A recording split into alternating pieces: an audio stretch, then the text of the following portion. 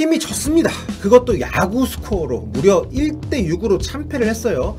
그런데 진 팀에서 풀타임을 뛴 공격수 한 명이 유독 높은 점수를 받았습니다. AI 평점 중에 무려 8.1점을 준 곳도 있어요. 주인공은 바로 오늘 새벽 레알 마드리드전에서 시즌 첫 골을 터뜨린 마요르카의 이강인 선수입니다.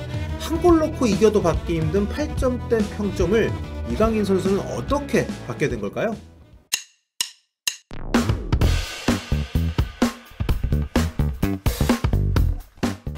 안녕하세요, 볼리TV 세영입니다. 추석 연휴의 마지막 밤, 한국 축구 팬들에게는 아주 바쁘고 또 한편으로는 벅찬 시간이었습니다. 황의조 선수가 정말 멋진 골, 이거 못 보신 분들 꼭 보십시오. 정말 멋진 골을 터뜨렸고요. 손흥민과 황희찬이 카라바오컵 맞대결을 펼치는가 하면 이강인 선수는 시즌 첫 선발 출전 경기에서 화려한 솔로골을 무려 레알 마드리드를 상대로 만들어냈으니까요. 이강인 선수는 오늘 새벽 레알 마드리드 원정 경기로 열린 라리가 경기에서 일본 대표 선수죠, 쿠보와 함께 선발 출전했습니다. 지난 주말 경기에서 쿠보 대신에 90분에 교체 투입이 되면서 안타까움을 자아냈던 것에 비하면 굉장히 달라진 그런 변화입니다. 마요르카의 가르시아 감독, 이강인을 원톱 호프 선수 바로 뒤에 섀도우 스트라이커 자리에 배치를 했고요. 공격형 미드필더로 볼 수도 있습니다만 이날 특히 후반전 들어서는 움직임이 완전 공격수였어요. 섀도우 스트라이커로 미드필더 미드필더 깊이 내려와가지고 볼을 잡거나 빌드업을 시작하는 이런 움직임이 아니고 스코어링 포지션 근처에서 움직이면서 또 상대 미드필더 수비수 사이에서 대부분 또 움직였기 때문에 공격수로 분류를 해야 되는 그런 움직임을 보여줬습니다. 자, 이날 마요르카는 그림 보시는 것처럼 4-2-3-1로 출전을 했는데요. 쿠보가 오른쪽 윙어, 또 왼쪽은 라고 주니어르가 출전을 했습니다. 그런데 경기가 워낙 일찍부터 레알 쪽으로 기울었기 때문에 마요르카는 굉장히 힘든 경기를 했어요. 이강인 선수는 중앙 공격형 미드필더 자리에서 굉장히 공격적인 움직임, 섀도우 스트라이커라고 제가 말씀을 드렸는데 아주 공격적인 움직임, 패스도 아주 공격적으로 많이 해주면서 마요르카의 공격을 굉장히 주도하는 모습을 보여줬습니다. 하지만 일단 레알 마드리드 첫 골이 전반 3분에 나왔고요. 또 20분 뒤에는 아센시오에게 추가골을 내줬습니다. 벤제마, 아센시오 이 두 선수에게 골을 좀 허용을 하면서 2대0이 됐기 때문에 레알 마드리드 원정에서 굉장히 어떻게 보면 승부의 추가 기울었다고 생각할 수 있는 상황이었거든요. 그런데 우리의 이강인 선수가 레알 마드리드의 방심을 놓치질 않았습니다. 아센시오의 추가골 직후의 상황인데요. 이게 사실 리플레이가 나가는 과정에서 골이 나올 정도로 아주 금방, 그러니까 실점 직후에 만회골을 이강인 선수가 이제 뽑아낸 건데, 중계 상황에서는 골이 자세히 안 나왔어요. 리플레이를 봐야만 이강인 선수 이 골이 얼마나 대단한 골인지를 확인할 수가 있었는데, 자, 이쪽 굉장히 좀 깊은 위치부터 시작이 됐습니다. 호프 선수, 스트라이커가 잡아서 이강인 선수에게 볼을 내주는 이런 과정에서 이강인 선수가 볼을 받아서 여기서 뒤로 돌린다거나 하지 않고, 그러니까 이강인 선수의 가장 큰 특징이 전진성이에요.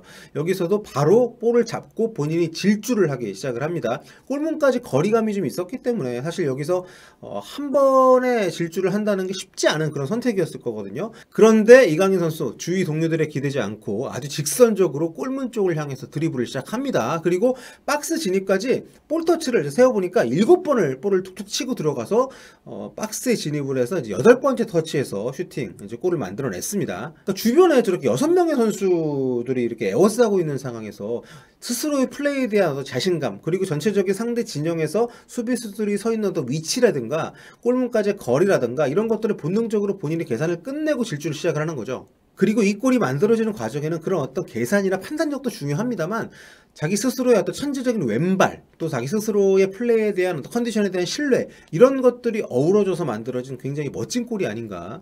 게다가 이 골은 팀이 0대2가 돼서 좀 거의 무너질 수 있는 순간에 곧바로 만들어낸 그런 만회골이었기 때문에 팀에게도 굉장히 도움이 되는 골이었습니다. 물론 그 뒤 3분 만에 또 실점을 했고 후반에 3골을 더 이제 먹으면서 정말 무너져 내린 이날 마요르카이긴 했습니다만, 그래서 결과적으로 3패를 막지는 못했지만 그래도 어떤 팀이 이대로 쓰러질 수 있는 상황에서 좀 더 버틸 수 있는 그런 계기를 마련했다는 점에서도 이강인 선수의 이 골은 굉장히 인상적인 장면이었다는 거 누구도 부인할 수 없을 겁니다. 자, 그나저나 마요르카 수비가 앞선 5경기에서는 3골밖에 실점을 안 했습니다. 좀 어느 정도 수비를 내려앉힌 채로 탄탄하게 유지를 하면서 경기, 약간 역수비 위주의 경기를 했었는데, 그래서 이 팀이 역수비 위주의 팀이어서 이강인하고 맞을까 이런 걱정도 했었거든요. 그런데 레알 마드리드한테 첫 골을 일찍 내주면서 좀 라인을 끌어올리더라고요. 그래서 굉장히 좀 앞쪽에 공격이 집중을 하다가 오히려 상대 레알 마드리드 속공에 아주 속수무책으로 당하는 이런 패턴으로 실점을 많이 했습니다. 굉장히 타격이 큰 참패였고요. 그래도 그간 따놓은 승점이 아직 좀 많이 있기 때문에 뭐 10위를 지키고 있긴 합니다만 시즌 초여서 뭐 승점 차가 워낙 지금 얼마 안 나기 때문에 지금 마요르카 2승 2무 2패거든요. 자, 지금 다음 경기 굉장히 중요해 보입니다. 자, 팀은 아주 좋지 않은 패배를 당하긴 했습니다만 이날 패배한 마요르카에서 출전 선수가 모두 16명이었는데요. 교체 선수 포함해서 이강인 선수의 활약 특히 돋보였습니다. 앞선 경기에서 활약이 좋았던 쿠보가 하프타임에 아웃된 것에 비해서 이강인 선수는 이날 이제 풀타임 뛰면서 좋은 평가를 받았는데요. 지금 이제 경기 직후여서 일단 AI 평점들만 이제 살펴봤는데 점수가 압도적으로 높습니다. 포트모업에서는 무려 8.1점을 줬고요. 후스코어닷컴도 7.8점, 소파스코어도 7.4점 줬습니다. 모두 마요르카 내에서는 압도적인 1등이고요. 7점 넘는 선수도 없으니까 대승한 레알 마드리드 선수들까지 다 포함을 시켜도 전체 4위에 해당하는 높은 평점입니다. 양팀 선수 통틀어 가지고요.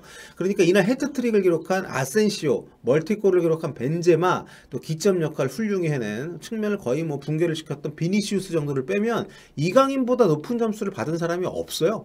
이게 어떻게 된 일이냐? 그건 바로 이날 이강인 선수가 기록한 세부 수치들이 굉장히 뛰어나기 때문입니다. 그러니까 포트모업 기록을 중심으로 말씀을 한번 드려볼게요.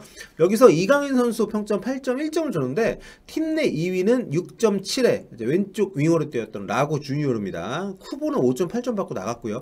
레알 마드리드에서도 이제 이강인 선수보다 높은 평점을 받은 선수는 앞서 말씀드린 이제 아센시오, 벤제마, 비니시우스가 전부입니다. 이강인 선수는 사실 뭐 한 골을 기록하긴 했습니다만 그 이상의 평점을 받았다고 할 수가 있는 건데 구체적인 수치를 보면 좀 이해가 갑니다. 그러니까 슈팅 2개 때렸는데 이게 다 유효 슈팅이었고 그 중에 1개가 골이 됐고요.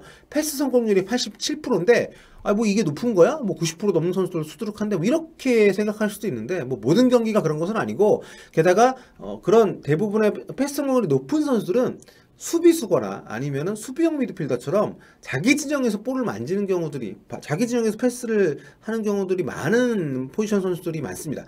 근데 이강인 선수는 지금 공격수에 가까운 역할을 맡았었기 때문에 높은 위치에서 이런 패스 성공률을 기록했다는 것은 굉장히 의미가 있죠. 이날 이강인 선수가 패스를 모두 34개를 성공을 했는데요. 그중 3분의 2가 상대 진영에서만 이루어졌습니다. 성공률이 비교적 낮은 위치에서 많은 패스를 시도했고 이게 먹혔다는 거죠.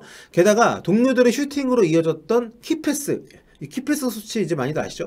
이 키패스 수치를 무려 키패스 5개나 혼자서 만들어냈습니다. 그리고 롱패스도 3번 시도해서 모두 성공을 시켰고요. 드리블도 3차례 시도해서 2차례 성공시켰고 위험지역에서 볼 소유도 많이 해서인지 파울로 얻어낸 프리킥만 5개입니다. 그리고 압박도 적시에 잘 들어가서 리커버리, 볼을 다시 찾아오는 리커버리도 6번이나 했고요. 그러니까 이 정도 되니까 팀이 참패를 했는데도 한 골밖에 안 넣고 8점대 평점을 받는 이런 AI이긴 합니다만 이런 또 기록이 나오게 되는 거죠. 그러니까 마요르카 입장에서 보면 참패 중에 참패이기 때문에 굉장히 팀 입장에서는 좀 안 좋은 결과인데 이강인 선수 입장에서 보자면 첫 선발 출전 경기 그것도 레알 마드리드라는 정말 최강 팀이죠. 지금 올 시즌도 현재 1위를 달리고 있는 팀인데 이 팀을 상대로 건재를 과시했다는 점에서 이강인 선수에게는 굉장히 의미 있는 어떤 좀 분수령이 될 수 있는 그런 경기가 아니었나. 경기 보신 분들도 아시겠습니다만 순간순간 헛소리 나는 장면들을 많이 만들어냈어요. 탈압박이 굉장히 능하고 동료들의 침투 움직임도 굉장히 잘 캐치를 해서 좋은 패스들을 다양한 방식으로 넣어주니까 일단 경기 보는 재미도 재미입니다만 수비수들이 굉장히 어려워할 수밖에 없는 선수라는 것을 이번 시합을 통해서 또 확인을 시켜준 겁니다. 사실 지난주 경기 보면서 윙어로 투입시키고 팀은 역습만 드립다고 그래가지고 걱정을 좀 했었는데 이번 레알전에 선발로 그것도 중앙에 기용을 했다는 점에서 또 무려 풀타임을 뛰게 했다는 점에서 앞으로에 대한 기대감을 안 가질 수가 없네요. 예. 무엇보다 이강인 선수의 장점이 통한다는 게 느껴졌고요. 그것도 레알 마드리드를 상대로 또 코너킥 프리킥 같은 상황에서도 주도적으로 공격을 이끌려는 리더십을 보여줬기 때문에 계속 꾸준히 기회를 얻는다면 엄청난 성장을 할 수 있지 않을까 이런 생각이 들게 한 시합이었습니다. 아마 10월 AMH 소집 때는 이제 벤투 감독도 외면을 못할 것 같네요. 네. 자, 다음 시간에 또 다른 이야기로 돌아오도록 하겠습니다. 여러분, 꿀빠